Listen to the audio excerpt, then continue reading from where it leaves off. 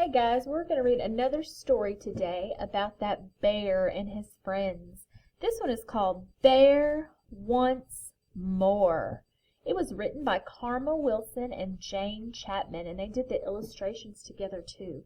Let's see why Bear is so hungry. There's his lair, his cave in the woods. When springtime comes, in his warm winter den, a bear wakes up, very hungry and thin, so he has been hibernating all winter. He waddles outside and roots all around. He digs and he pulls fresh shoots from the ground.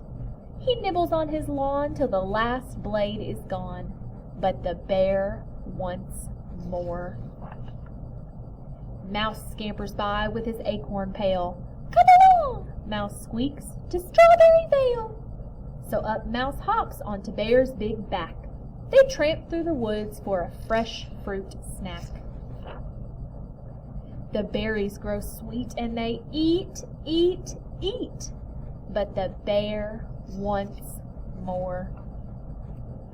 The noon sun glows when along hops Hare. "Good day, friend Mouse. How do, friend Bear?"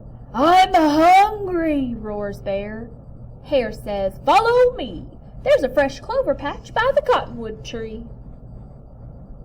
They nibble on their lunch with a crunch, crunch, crunch, but the bear wants more. Badger shuffles by with his new fishing pole.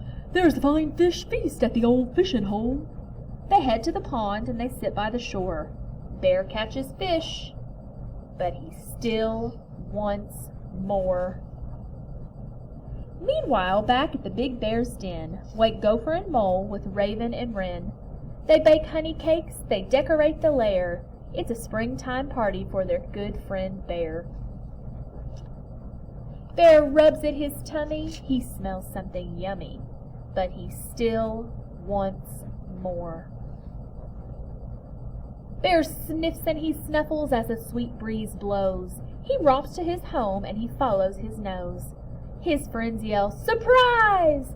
when he gets to his den, but Bear is so big that he can't fit in.